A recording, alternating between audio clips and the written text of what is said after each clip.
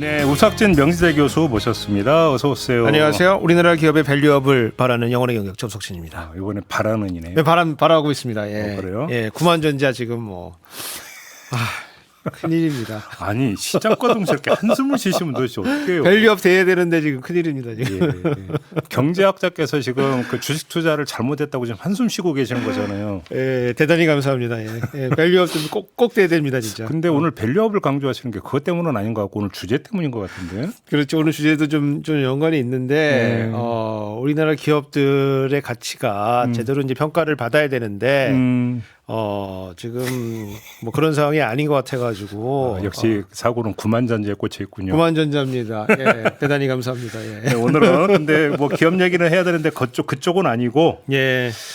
김범수 카카오 위원장이 구속이 됐습니다. 네.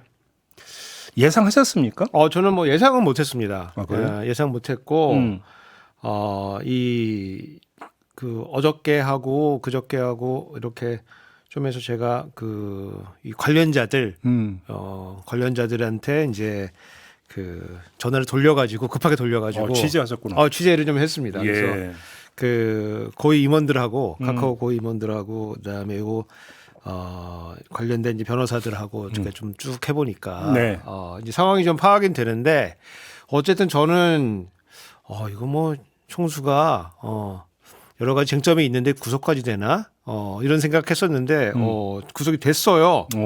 돼가지고 요게 좀 생각보다 좀 심각한 문제인가 보다. 그러니까요. 이제 그런 생각이 좀 들었고요. 이게 좀 개요를 좀 보셔야 되는데 요게 이제 우리 이수만 SM 거기서 이제 분쟁이 좀 생겨가지고 그렇죠. 이 SM 인수를 위해서 이 카카오하고 하이브하고 달려들어서 이제 경쟁이 좀 벌어졌습니다. 그때 뭐 거의 중계 보도되듯 했으니까. 그렇죠.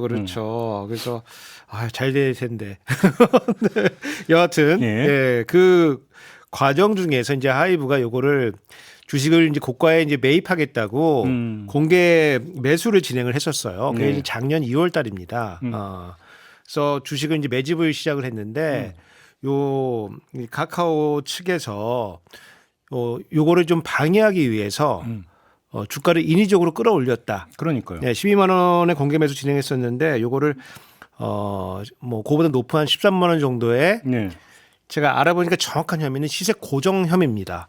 네? 시세 고정. 시세 고정? 시세 고정. 그래서 이제 시세 조정 저희는 이제 주가 지수 뭐 주가 조작이라고 표현하는데 시세 조정이라고 시세 조정 행위인데 조정 행위 중에 여러 가지가 있는데 그 유형 중에 하나가 지금 시세 고정을 통해 가지고 주가 조작을 했다는 혐의고 자본시장법상으로 보면은 176조 위반이다.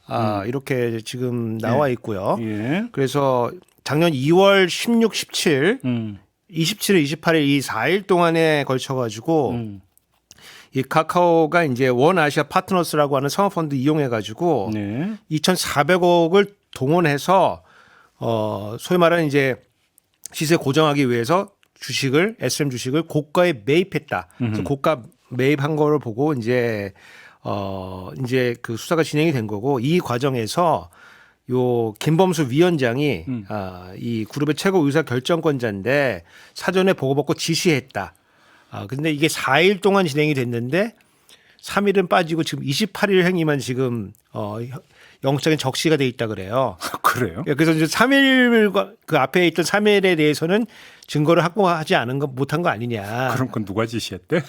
그러니까 이제 지금 영장에 이제 확실한 걸 적어야 되니까 나중에 이제 재판 과정에 뭔가 기소가 되면 재판 과정에 나올 수는 있겠지만 지금 확보한 거는 뭔가 28일 행위는 뭔가 좀 확실하게 확보를 해서 영장에 집어넣어 가지고 지금 구속이 됐다 이제 이런 거고 그러니까 이제 그 작년 2월 달에 막 경쟁이 되니까 이제 시끌시끌하기도 하고 하이브 측에서 문제 제기하고 이러니까 금융감독원에 이 특사경이 있어요. 경찰이 있습니다. 그래서 경찰이 수사해가지고 검찰이 송치하고 검찰이 압수수색한 다음에 지금 구속영장 청구해가지고 이제 구속되게 됐다. 이제 그런 계엄입니다. 그래서 제가 이제 사실 구속에 좀 어렵다고 본 거는 뭐냐면은 관련자들이 구속영장이 최근에 기각이 좀 됐어요. 그래서 쉽게 그러면 종범은 구속을 면했는데. 아니 그러니까 구속되었던 사람도 있고 네. 근데 그 사람도 지금 보석을 풀려 나와 있거든요. 그래서 불구속 상태에서 지금 재판을 지금 받고 있어요.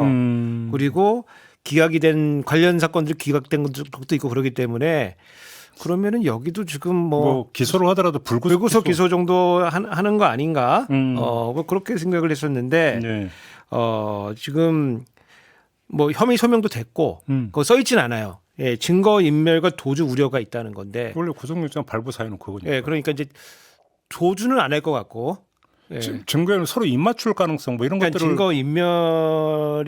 증거 인멸의 우려인데 네. 지금 공범들 지금 재판 받고 있고 막 이러니까 사실은 이게 좀 다툼의 좀 그 여지도 있고 이러기 때문에 구속 기각되지 않을까 이렇게 생각했었는데 꼭 구속까지 할 사안일까 여기 물음표를 찍으셨던 건데 그렇죠. 아무튼 예. 구속 결정이 내렸고 그러니까 이제 여기 도주 우려는 아닐 거니까 증거 인멸의 문제가 이제 있을 건데 지금 이게 좀 그 쟁점을 보면은 조금 다툼의 좀 여지가 좀 있어요. 어떤 점이 그러니까 이제 시세 조정 행위, 주가 조작할 때는 보통은 제일 중요한 게 이제 인위적으로 조정했다는 거거든요.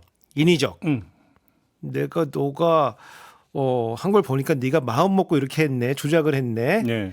그러니까 그 인위적이라는 사항을 이제 검찰이 입증을 해야 되는 거거든요. 네. 네가 하다 보니까 이렇게 된 게 아니고. 그러면 이제 작전 폈냐 안 폈냐 이거잖아요. 그 작전을 했냐 안 했냐. 그러면 이제 작전을 한 여러 가지 그 행위 유형들이 있는데 우리가 그 지금 뭐 딱 여기서 관련된 건 아니지만은 우리 그 김건희 여사 뭐 그 도이치권에 예, 도이치권에서 많이 공부를 하지 않았겠습니까? 그러니까 그래서 저도 뭐, 지금 그 얘기하려고 그랬어요. 네. 뭐 통정거래다, 뭐 자전거래다, 뭐 아니 허위 매매다 이런 걸 통해 가지고 거래를 한 게 아니고 네. 원래 그렇게 하면은 이제 그거를 주가를 인위적으로 그걸 올린 다음에 소액 투자자들이 거기 따라오면 개미들이 따라오면 그거 털어먹는 건데 사실은 그거는 아니거든요. 이거는 지금 주식을 높게 샀다는 건데 높은 가격에 오히려 사서 높은 가격에 샀는데 네. 그러니까 우리가 알고 있는 입증하기 쉬운 행위 유형이 아니고 이걸 사서 지금 판 게 아니거든요. 네. 가지고 있는 거예요. 그러니까 경영권 확보를 위해서 내가 보니까 비싸 보여서 비싸게 샀다. 그리고 사다 보니까 올라간 거다. 이게 지금 카카오 측의 지금 주장입니다. 그리고 공개된 시장에서 내가 산 거다 내가. 사람들 다 사고 파는 데서 내가 사기 시작했는데 그거 내가 무슨 조작하려면 내가 그렇게 했겠냐.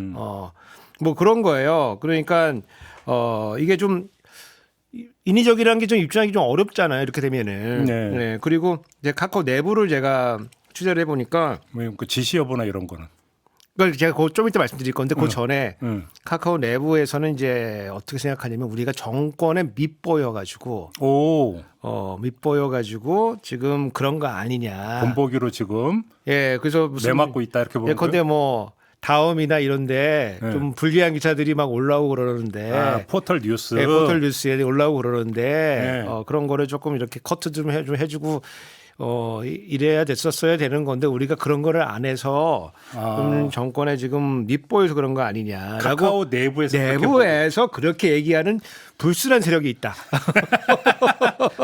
예. 예, 그래서 여하튼 지금 아주 그 약간 도이치 모터스 이런 데들은 아주 그 주가 조작 그 행위들을 보면은 아주 명확해 보이는 그런 행위들이 보이는데 여기서는 지금 그런 거는 지금 아닌 것 같거든요. 그러니까 굉장히 입증하기도 검찰이 상당히 어려웠을 거고 네. 재판부도 좀 받아들이기 어려웠을 건데 그럼 왜 구속이 됐느냐. 이제 요게 전 되게 그 포인트라고 보는데 이게 최근에 제도가 법이 하나 바뀐 게 있어요. 뭔데요? 그러니까 이제 영어로는 리니언시라고 하는 건데 자진신고자 감면제도라는 게 있어요. 그러니까 이게 어디서 많이 쓰이는 거냐면은 공정거래법상 기업들이 담합을 하잖아요. 쉽게 말하면 자수해서 광명 찾자 이 얘기인 거예요? 먼저 손들고 제가 담합했어요. 그러면 빼주는 겁니다.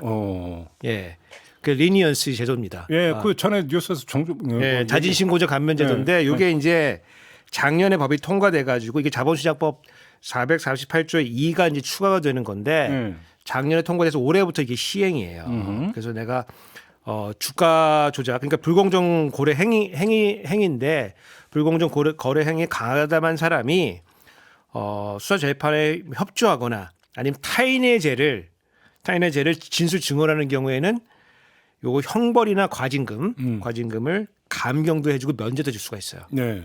그래서 지금 약간 변호사들이 하는 얘기는 이 김범수의 최측근이 예. 분 거 아니냐. 지금 뭐 다 나와 있지는 않지만은 불었기 때문에 요 소위 말하는 요 리니언스 제도에 따라 가지고 증언이 나온 거 아니냐. 그 최소한 2월 28일 건에 대해서는 지시가 있었다는 증언이 있었기 때문에 네. 그래서 구속이 된 거 아니겠느냐. 뭐 이런 겁니다. 그래서 이제 이렇게 되다 보니까 요게 우리 일반적인 회사나 이제 공공기관들은 뭐 이제 결제하고 뭐 이런 단계로 가잖아요. 그래서 여러 사람 결제하게 만들고 예를 들어서 무슨 최상병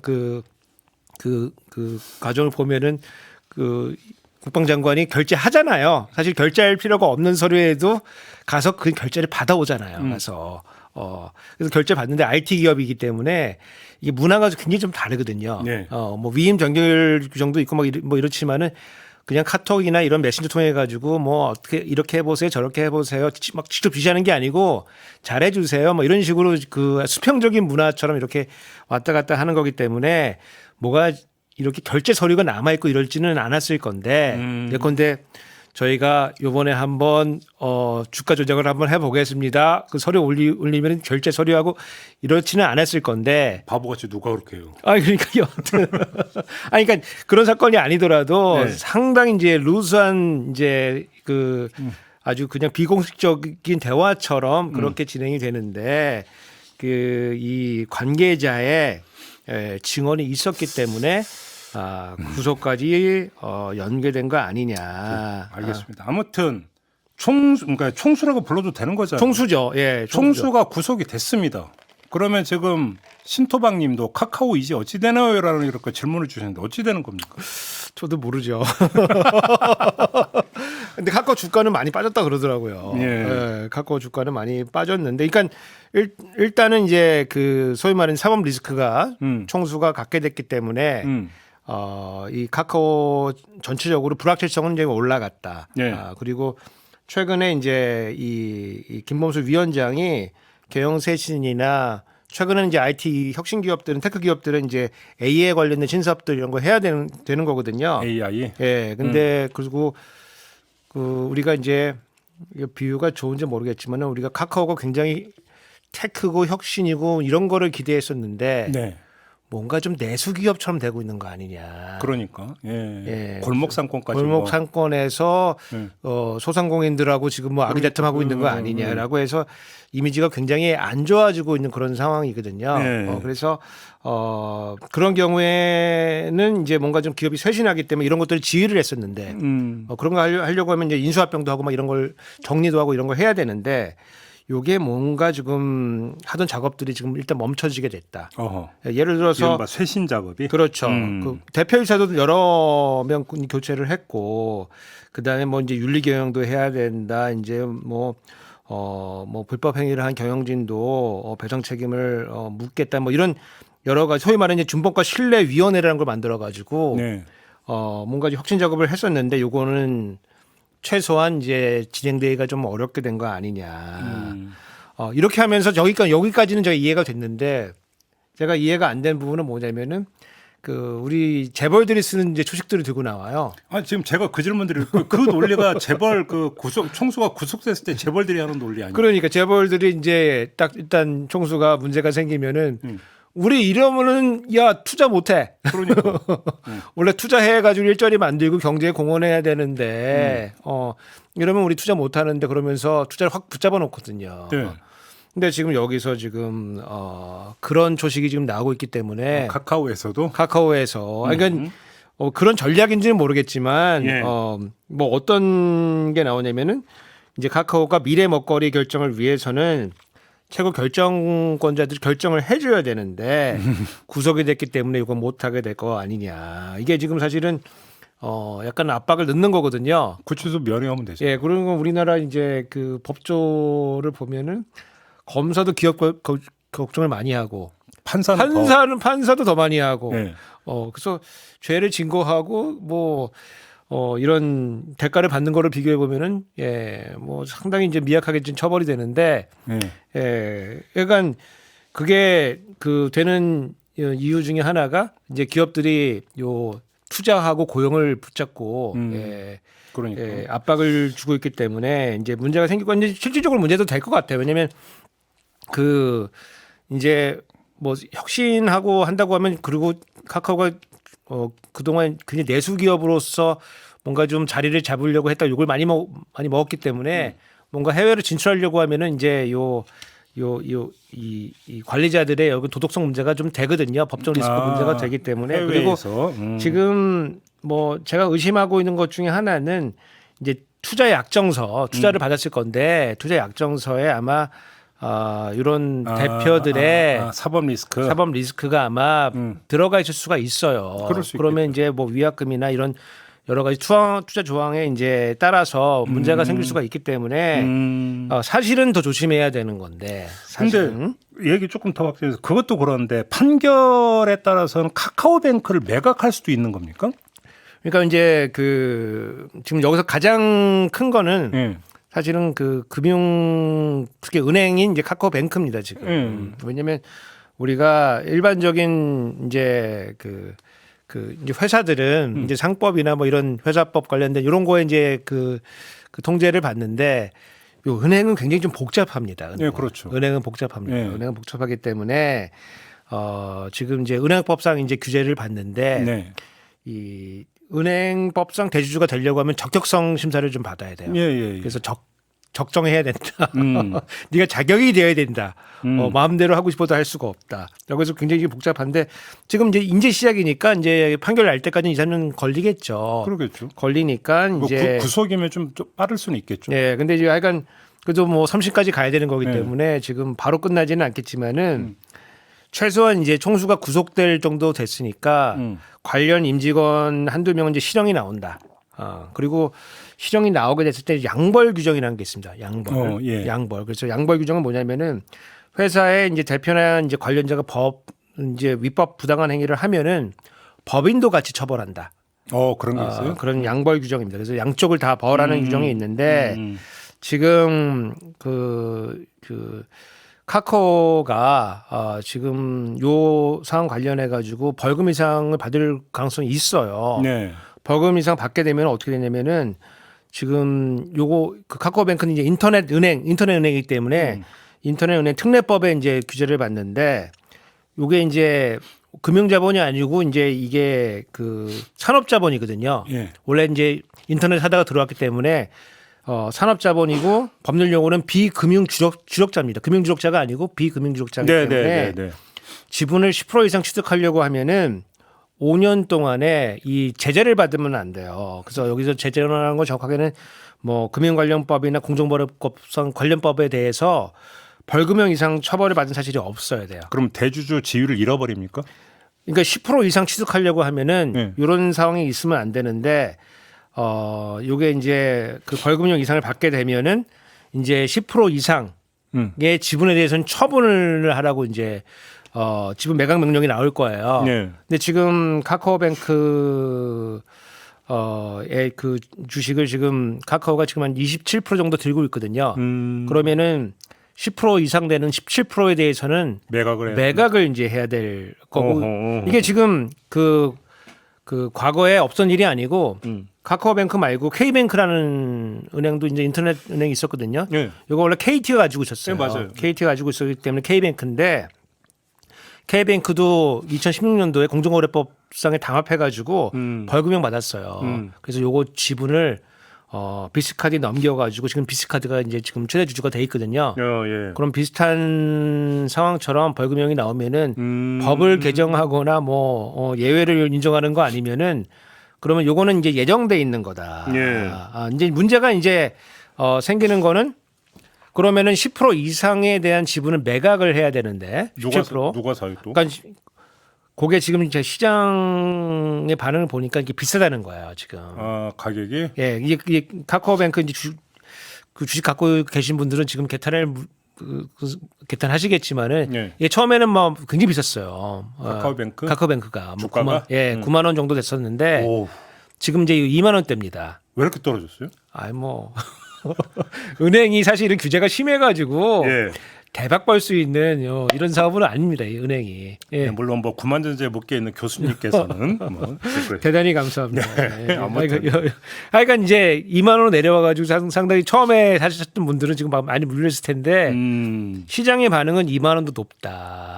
그래요? 예, 그래서 뭐 이제 하여간 여러 가지 이제 자본시장 지표로서 PBR이라는 걸 계산하는데 네. 이 자산 가치 대비 주가가 어떻게 되느냐. 그래서 요 PBR 그 프라이스하고 북밸류하고 그 비율을 계산한 게 있는데 이게 지금 1.5 가량 된다. 네. 근데 보통 다른 금융주주들은 보통 0.5 굉장히 가격이 낮은데 그거에 비해 봤을 때는 한 3배 가까이 되는 거 아니냐. 그래서 아직도 높다고 보시는 분들이 좀 있는 것 같아요. 그래서 왜냐하면 이게 은행업의 특성인데 이게 대박치기가 좀 어렵습니다. 예. 예. 돈은 꾸준히 버는데 갑자기 뭐 10배 수익 내고 뭐 수익 내고 이런 게 아니기 때문에 대박보다는 안정성입니까? 이게 독과점 사업이라서 네. 꾸준하게 돈은 들어오죠. 근데 뭐 대박 뭐 100배 됐다 뭐 이런 일은 안 벌어지기 때문에 네. 비싼 돈 내고 이제 살 사람이 없다는 거죠. 그럴 때는 또 어쩔 수 없이 매각을 해야만 되는 상황이 되면 가격 떨어지기 기다리고 있지 않겠습니까? 그래서 이제 지금 이제 나오는 얘기가 지금 카카오뱅크의 1대 주주가 이제 카카오인데 네. 2대 주주가 지금 한국투자증권이에요. 이제 증권회사가 들고 있는데 그 27% 똑같이 들고 있어요. 근데 카카오보다는 한 주 적게. 한 주? 그래서 2대 주주인데 지금. 예. 예. 근데 지금 이 한투가 요거를 지금 살 수는 없습니다. 그래요? 살 수가 없어요. 왜냐면 이게 우리가 복잡한데 이제 금융주주 회사법이어 가지고 예. 이제 지주회사 밑에 있는 증권사가 은행을 지배할 수 없게 만들어 놨어요. 그래서 기본적으로 살 수가 없어요. 한투는. 그럼 누가 살 수 있냐? 그러면 한투 지주가 살 수 있습니다. 한투 지주. 한투 위에 있는 회사가 너무 복잡해. 하여간. 한투 지주가 살 수 있어요. 예. 금융지주가 살 수가 있는데 요게 이제 지금 27% 갖고 있는 거니까 이제 3% 사면 더 사면 돼요. 예. 그래서 금융 그 당국의 적정성 심사를 잘 통과를 하면 살 수가 있는 거예요. 근데 이제 형태상은 마음만 먹으면 이제 살 수가 있어요. 근데 이제 한투 금융지주가 이거를 사고 싶어 할 거냐. 요거는 이제 아니라고 보는 것 같아요. 시장에서는. 별로 의향이 없다. 근데 한투는 지금 금융지주는 자기네들이 이 금융주주 중에서 소위 말하는 투자은행 공격적으로 영업하는 공격적인 투자해가지고 수익률 높게 올리는 이런 거를 하고 있는데 은행을 이제 보유하게 되면은 은행 지주가 되는 겁니다. 은행 지주. 근데 은행 지주가 되면은 은행이 진짜 완전히 촘촘해가지고 규제가 뭐 어마무시합니다. 예컨대 BIS 비율 지켜라. 위험한 이 자산 너무 갖고 있으면 안 된다. 굳이 내가 족쇄 찰 일이 뭐 있냐 이런 거네요. 왜냐면 나는 투자은행 해가지고 우리 하이 리스크 하이 리턴 우리 머리 좋으니까 이제 그렇게 먹으려고 했는데 은행으로 들어가면 그런 걸 못 하거든요. 그리고 이제 문제가 뭐냐면 동일인 규제라는 게 있어요.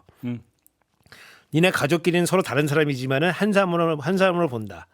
계열사는 다른 회사지만은 이것도 한 사람으로 본다. 동일인 규제가 있는데. 요게 이제 동일인 규제를 받아가지고 일정 지분 이상이 되면은 금융당국의 승인을 계속 받아야 돼요. 그렇기 때문에 과연 들어가고 싶어 할 거냐라고 보면은 지금 살 사람이 없다 지금. 나는 덩어리보다 자유가 좋아 이런 거네요. 아유, 그거 뭐 우리나라 이제 금융 시장에 여러 가지 상황을 보면은 뭐 우리가 삼성전자 이런 건 세계에서 물건 잘 팔잖아요. 그리고 저희 집 근처에 물레동이 있는데 물레동에서 나사 만드는 회사도 있어요. 예. 그것도 수출도 잘합니다. 나사 만들어가지고 그래서 제조업은 굉장히 세계적인 시장에서 경쟁을 좀 해줘요. 그리고 경쟁 높고. 근데 예를 들어서 우리가 삼성생명 그러면 삼성의 생명인데 보험회사인데 뭐 삼성생명이 뭐 미국에 수출했던 얘기 우리 못 들어봤잖아요. 그렇죠. 들어본 바가 없죠. 그러니까 어디서 뭐 세계적인 금융에서도 이런 얘기 못 들어봤잖아요. 이게 그 잘 안 되는 이유가 금융시장은 기본적으로 우리나라는 규제 산업이고 규제가 또 일관성이 좀 없어요.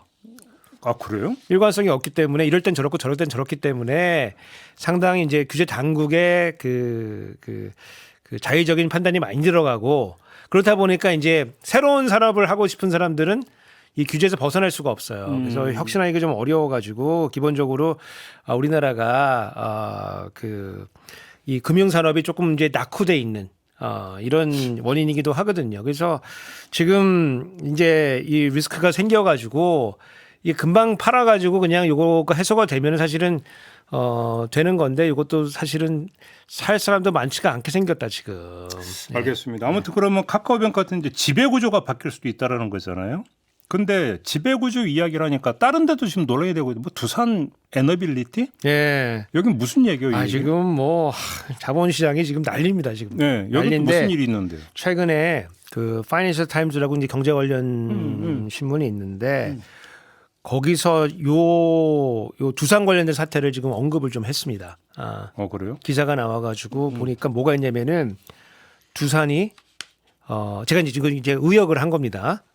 의역을 했는데 윤석열 대통령의 딱을 때렸다. 뭐를 때렸다고? 딱이. 딱에? 예. 비유해서? 비유가 아니고 slap in the face. 이게 얼굴 때렸다는 얘기가 이제 딱이 때렸다는 얘기거든요. 왜 그런 얘기가 나오는 거예요? 그러니까 지금 아까 제가 처음에 밸류업 얘기하지 않았겠습니까? 지금 우리 그 금융당국 그다음에 정책당국 그다음에 뭐 용산 포함해가지고 그놈의 밸류업 얘기 엄청 하고 다녔는데 지금 이 밸류업에 찬물을 끼얹는 일들이 지금 자본시장에서 벌어지고 있고 그 중에 하나가 지금 두산의 지배구조 개편과 관련돼 가지고 지금 일들이 진행이 되고 있거든요. 예. 왜냐하면 이제 밸류업이라고 하는 게 기업의 가치가 지금 낮게 평가가 되고 있어가지고 요거를 제값을 받게 만들어야 된다라고 이제 하는 여러 가지 정책적인 이제 시도들이 진행이 되고 있는 거고. 예. 밸류업이 안 되는 적정 가격을 못 받는 그 이유 중에 하나가 네. 이게 지배 구조가 문제가 있고 지배 구조의 문제라고 하는 거는 다수의 이 소액 주주자들 네. 그 의사와는 다르게 이 소수의 지배적 주주가 자기네들의 이익을 위해서 대다수의 그 주주의 이익에 반하는 행동을 한다. 그렇기 때문에 내가 그거 주식 들고 있다가 그 회사 주식 들고 있다가 그거 완전 털리는 거 아니냐. 네. 이것 때문에 디스카운트가 된다가 이제 사실은 밸류업의 요체라고 저는 보는데 정확히 그 사태가 지금 두산에서 지금 벌어지고 있는 거예요. 그래서 요게 이제 뭐 아주 그냥 예를 하나 들어보면은 네. 제가 뭐 약간 저 아이돌 좋아하니까 엔터테인먼트 아까 회사 나왔으니까 엔터테인먼트에서 제가 A하고 B를 들고 있는데 A에는 연기자들하고 아이돌 이렇게 그래서 연기도 했다가 아이돌도 했다가 이렇게 하고 있는데 아이돌이 막 대박을 터뜨렸어요. 그게 있고 B는 제가 또 헤비메탈 좋아하거든요. 그래서 헤비메탈 제가 하고 싶어. 근데 헤비메탈 돈이 안 벌려. 돈이 안 돼. 돈이 안 돼. 예. 근데 내가 헤비메탈 계속 하고 싶어. 그래서 A 회사에 있는 아이돌을 퍼와가지고 헤비메탈 그룹으로 내가 옮겨와. 그러면 아이돌이 벌어온 돈으로 내가 헤비메탈을 할 수가 있다. 네. 그런 사태가 벌어지면은 지금 두산이 그렇게 가고 있다라는 거예요? 그렇죠. 그럼 아이돌에 투자한 사람들은 갑자기 헤비메탈이 엮이게 되는 거예요. 그렇죠. 아이돌을 데려온다고 해서 또 흥행한다는 보장도 없는 거잖아요. 그러니까 아이돌은 지금 잘 되고 있는 건데 네. 아이돌을 지지하던 사람들이니까 여기서 아이돌 돈을 많이 벌어줬는데 갑자기 그 돈이 헤비메탈로 가게 생겼다. 네. 근데 내 입장에서 봤을 때 나는 헤비메탈 하니까 좋지. 예. 그런 일들이 지금 벌어지고 있다. 아니 일단 두산 에너빌리티가 뭐 하는 회사예요? 그러니까 그 그림 하나 보여주시면은 저게 이제 에너지 회사입니다. 에너지 회사고 여기 위에 이 현재라고 되어 있는 왼쪽 게 지금 두산 지주입니다. 두산 네. 지주고 네. 제일 위에 있는 두산이고 요거를 이제 경영자들이 지금 지배를 하고 있는 거예요. 그 아래 이제 두산 에너빌리티라고 하는 이제 네. 에너지 관련된 에너지 회사. 에너지 어빌리티고 합성한 것 같아요. 그래서 네. 원전 회사인데 원전 회사예요. 요 아래 두산 밥캣이라고 하는 자회사가 있어요. 여기 또 뭐 하는 회사? 밥캣은 이제 그 굴착기 아, 뭐 그런 거 만드는 회사입니다. 예, 두산 굴착, 예. 굴착기 만드는 회사인데, 본 것 같다. 예, 밥캣이라고 하는 굉장히 그 유명한 회사인데 미국에서 이제 그 영어를 많이 하는데 예. 이게 돈을 많이 벌고 있는 어쩌면 두산 여러 가지 그 계열사 중에서 이게 캐시카우인데, 두산 밥캣이 예, 두산 밥캣이 알짜배기 회사. 알짜배기죠. 저게 아이돌입니다. 저게 예, 돈 벌고 있는데, 또 에너빌리티 이게 아래 자회사로 돼 있어요. 그래서 두산이 지주가 두산 에너빌리티 30% 소유를 하고, 예. 그래서 두산 에너빌리티가 두산 밥캣을 46%를 들고 있어가지고 예. 30 곱하기 46 하면은 두산 지주가 두산 밥캣을 약 한 13% 지배를 하고 있어요. 그렇네요. 곱하기를 해보면은. 예. 근데 요거를 두산 밥캣에 띄어냅니다. 오. 띄어냅니다. 그래서 어디로 가는 거예요? 띄어내서 요 두산 로보틱스라고 하는 회사에다가 붙이는 거예요. 그래서 요거 이제 붙이는 과정에서 띄어내는 거는 분할하고 예. 분할하고 붙이는 거는 합병. 그래서 분할 합병을 지금 진행 중이고 있는 분할 합병. 이게 그러면 두산 로보틱스 지금 그 지분율은 어느 정도 되는 건데요? 두산 로보틱스는 지금 두산이 68% 지금 들고 있는데 두산 밥캣을 여기다 붙이는 과정에서 예. 분할 합병하는 과정에서 이제 주식을 서로 바꾸고 나누고 쪼개고 막 이제 이런 과정이 좀 진행이 되는 거거든요. 옛날 삼성물산하고 제일모직 뭐 합병하고 뭐 그런 겁니다. 그래서 너무 복잡하니까 제가 그 설명을 하지 말고 예. 그래서 이제 합병을 하게 되면 두산 밥캣을 아이돌을 띄워가지고 헤비메탈에다 붙이고 있는 거예요. 그럼 로보틱스가 두산 밥캣의 그 지분을 100%다 갖는 겁니까? 그러니까 이게 이제 법상 공정거래법상 이제 두산 밥캣하고 두산 로보틱스 이제 주식하고 이제 서로 이제 교환을 하게 돼 있습니다. 교환을 하게 돼 가지고 100% 로보틱스가 이제 두산 밥캣 100% 소유하게 돼 있습니다. 오, 그러면 이제 그래서 여기 보시면은 두산이 이제 이 합병이 끝나고 나면 42%를 두산 로보틱스를 지배하게 되고 예. 로보틱스가 밥캣을 100% 지배하니까 이거 두 개 곱하면은 42%가 되거든요. 13%에서 42%. 그러니까 13% 지배하다가 뭔가 두산 밥캣을 42% 지배하는 구조로 바뀌게 되는 거예요. 그래서 알짜배기에 대한 지배력을 더 확 올려버린다. 지배력을 확 올라가게 되는 거예요. 예. 근데 사실 생각해 보시면 이럴 리가 없잖아요. 이러면 안 되잖아.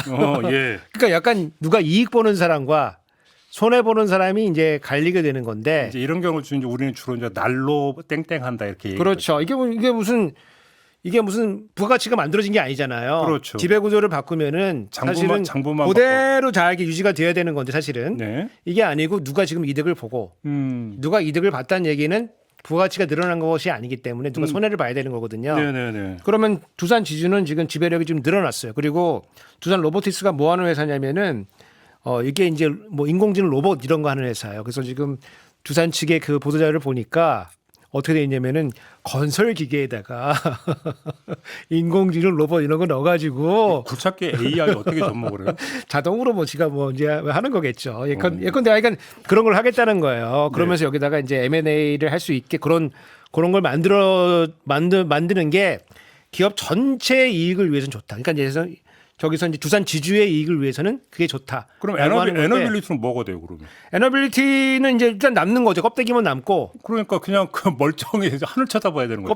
껍데기 일단 남고 여기서 문제가 되는 두산 밥캣 주주가 문제가 되는 겁니다. 그렇죠. 왜냐면은 우리 이제 아이돌에서 지금 장사 잘하고 있었는데 네. 그래서 내가 아이돌에 투자한 이유는 이 아이돌이 지금은 그래도 조금 낮지만은 잘 커가지고 BTS처럼 완전 대박 치면은 예. 완전 돈 많이 버는 거 아니냐. 요런 생각으로 이제 사실 주식을 샀을 건데 지금 두산 로보틱스는 지금 그 매년 적자거든요.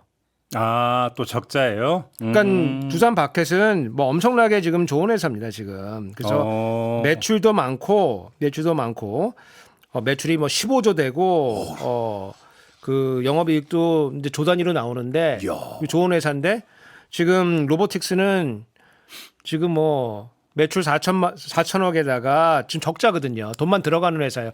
헤비메탈. 헤비메탈 하는 분들 약간 기분이 나쁠 수도 있어요, 지금. 원래 그 헤비메탈은 원래 배고픈 거니까. 근데 약간 그 주식 교환한다고 했잖아요. 그럼 교환 비율은 어떻게 되는 거예요? 그러니까 이제 교환 비율이 정해지는 게 네. 우리 상법상 이제 이게 어떻게 돼 있냐면은 요거 이제 주가에 따라서 예. 이렇게 이제 결정하게 돼 있는데 지금 그 제가 최근 주가를 제가 확인을 해보니까 지금 두산 로보틱스 주가가 높아요. 8만 원대고 박해지 지금 4만 원대예요. 근데 실속은 정반대인데. 실속은 정반대인데 그러니까 이야. 이제 이 그 주가 기준으로 판단을 하면은 이제 두산 박해 주식을 하나 주면은 그 로보틱스 주식을 이제 바꿔줘야 되는데 이거를 한 주를 다 안 줘요. 한 0.6주 정도 줍니다. 그러니까. 그러니까 박해 그 주주들이 완전히 화날 거 아니겠습니까? 그렇죠. 적자인데 거기다가. 그래서 어떤 주주, 어떤 펀드는 지금 장래다 내가 다 매도해 버렸다. 부글부글 지금 하고 있습니다. 그래서 지금 그 이런 문제가 이제 되니까 최근에 이제 그 금융위원장 새로 그 네네네. 취임한 이제 그 김병환 금융위원장 이제 인사청문회가 있었는데 거기서 이런 관련된 질의가 나왔어요. 이 분할 합병 방식의 배임 아니냐 어떻게 생각하느냐 물어도 받고 예. 지금 이제 워낙 시장에서 워낙 시끄러우니까 예. 요거 이제 그 분할 합병하려고 하면은 이제 증권 신고서라는 거를 제출을 해야 되는데 금감원이 이제 어떤 조치를 취했냐면은 정정해서 다시 제출해라. 정정해서. 뭘 정정을 하고? 그러니까 이제 뭐 여러 가지 혹시 네가 그 이 서류에다 거짓말하거나 아니면 중요 사항이 누락된 거 아니냐, 네. 아니면 표시 내용이 좀 불분명한 거 아니냐. 사실은 시간 끌려면 이제 그렇게 하는 거죠. 시간 끌려면은 지금 분위기를 봐야 되는데 분위기 험악하니까 네. 감독원에서 일단 당장 해주지는 않겠어. 근데 지금 우리도 명분을 좀 들여다볼 시간도 벌어야 되고 명분도 있어야 되니까 시간 끌기? 신고서를 제출 요구했다. 그래서 지금 일단 요 합병 과정은 일단 스톱됐다. 그러니까 보통 이제 결제 올리면 다시 그러면 뭐가 잘못됐는데만 그걸 몰라? 찾아봐. 그죠? 옛날에 쓰던 이제 초식은 뭐냐면은 양식이 안 맞는다.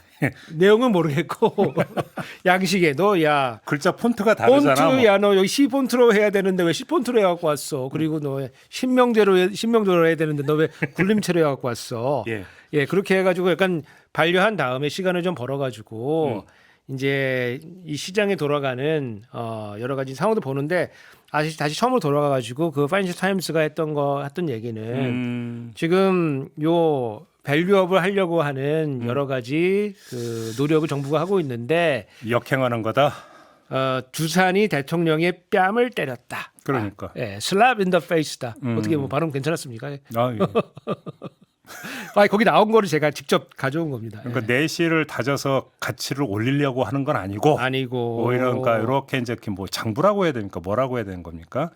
요것만 그냥 쉽게 하면 서류만 바꿔가지고. 네, 그렇죠. 아니면 이제 사실은 뭐 M&A가 이렇게 진행이 돼도 인수합병, 분할합병 이렇게 진행이 돼도 사실은 보상만 잘 되면은 주주가 이제 사실은 불평불만을 할 뭐 이유는 없죠. 그리고 그게 장기적으로 도움이 된다 그러면은 근데 뭐 이런 경우만 봐도 이 두산 측의 뭐 설명이 좀 약간 궁색하거든요. 그러니까요. 약간 궁색하고 예컨대 지금 지난 인사청문회에서 나왔던 얘기는 뭐냐면은 야 니네 에너빌리티가 두산 박텟을 로보틱스에 팔려고 그러면은 경영권 붙여가지고 프리미엄 받고 팔면 되는 건데 너 왜 이런 이상한 짓을 했어? 네.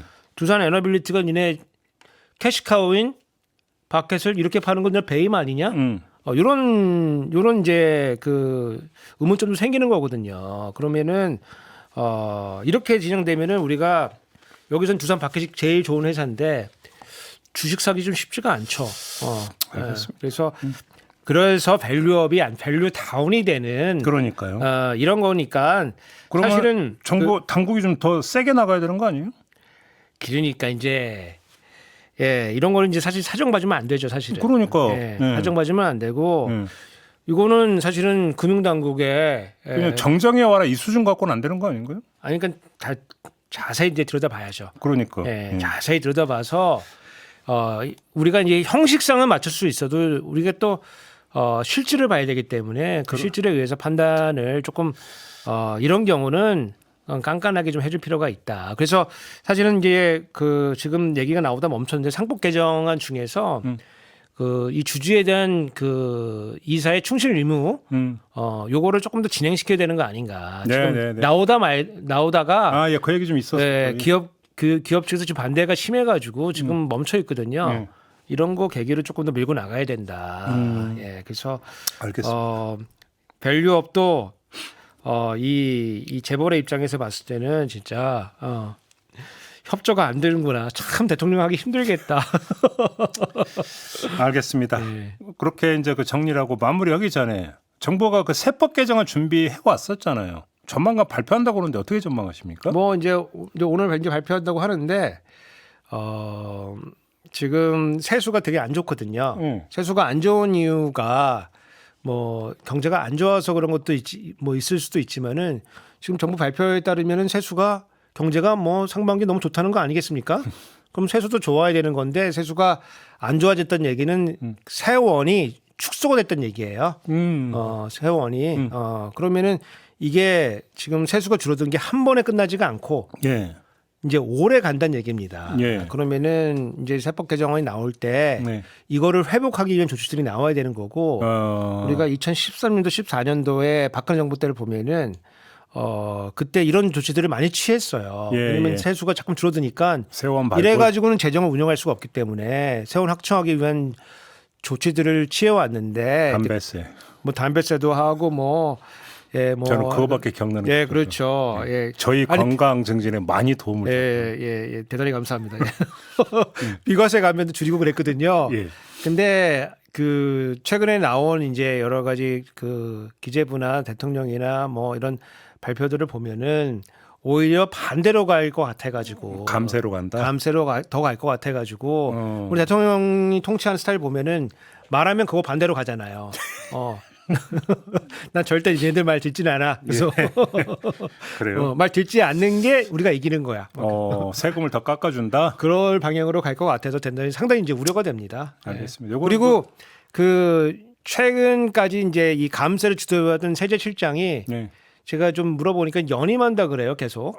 그래요? 네, 올해 연말까지 안 물러나고 2년 가까이 했는데 더 한다 그래요. 그러면은 자기가 했던 일을 부정할 수는 없는 거거든요. 그렇죠. 그걸 거꾸로 자기가 돌릴 수는 없습니다. 사람을 갈아주기 전까지는 그게 거꾸로 갈 수가 없기 때문에 그냥 그 방향으로 간다. 마이웨이다. 감세 기조. 감세 마이웨이. 알겠습니다. 요거는 좀 개정안 나오면 그 구체적인 내용을 가지고 다시 한번 평가하는 시간 가져보도록 하고요. 오늘 이야기는 좀 이렇게 마무리하죠. 우석진 교수와 함께했습니다. 수고하셨고요. 저도 물러가겠습니다. 고맙습니다. 감사합니다.